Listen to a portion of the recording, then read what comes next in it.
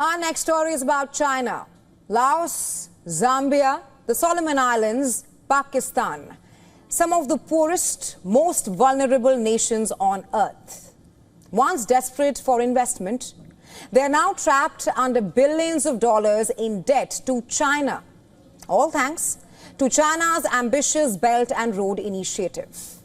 Now, all these countries signed on to BRI, which was sold to them as a lifeline for infrastructure and growth.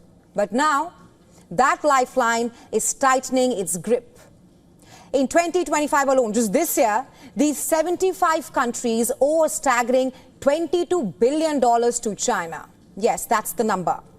A new report from Australian think tank Lowy Institute calls it a tidal wave of debt repayments and interest costs owed to China, and a tidal wave it is. It's money that these countries simply don't have.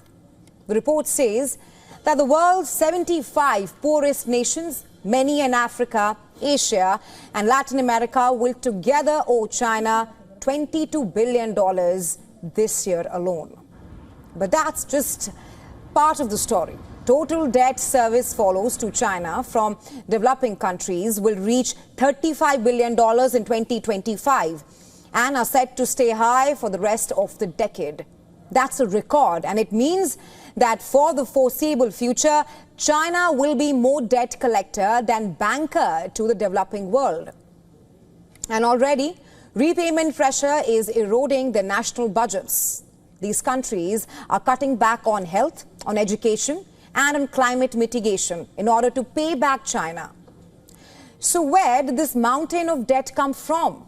From the Belt and Road Initiative, or BRI. It is China's flagship infrastructure program launched in 2013 by the Chinese President Xi Jinping. And the BRI promised to build roads, ports, railways, schools and hospitals in developing countries. But those projects came with massive loans from China, and now the bills are due. China's lending spree has made it the largest supplier of bilateral loans, peaking at over $50 billion in 2016, more than all Western creditors combined. The BRI focused on countries that struggled to attract private or state-backed investment. But China's approach raised red flags as well, sparking accusations of debt trap diplomacy. It sparked concern that China perhaps was lending to vulnerable countries that have no means to pay the money back. Take Laos, for example. Another analysis by the Lowy Institute says that Laos is in a full-blown debt crisis, largely due to overinvestment in its domestic energy sector, financed primarily by China.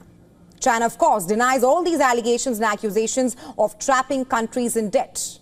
But the facts tell a different story. The record high repayments due to Beijing could be used for political leverage. And that is a major concern because these repayments come at a time when the US has slashed foreign aid to many of them. And there's more. The report identifies new loans by China to Honduras, Nicaragua, the Solomon Islands, Burkina Faso, and the Dominican Republic. And what do all these countries have in common? They all switched diplomatic recognition from Taiwan to China. So yes, China has something to gain here. It continues to finance strategic allies, including its all-weather ally Pakistan, as well as Kazakhstan and Mongolia. It's also funding resource-rich countries like Argentina, Brazil, the Congo, and Indonesia. They are all key exporters of critical minerals and battery metals. But even for Beijing, this is not without consequences. China now faces a dilemma of its own making. On one hand, it faces diplomatic pressure to restructure unsustainable debt. And on the other, it faces domestic pressure to recall these loans. It's because China is struggling with its own economic downturn as well. And while China releases little public data on BRI, the Lowy Institute says its estimates bank on World Bank data likely understate the true scale of China's lending. For example, in 2021, aid data estimated that China was owed a hidden debt of about $385 billion. We can't independently confirm that number, but the pattern says it all. That is the real story behind China's Belt and Road juggernaut.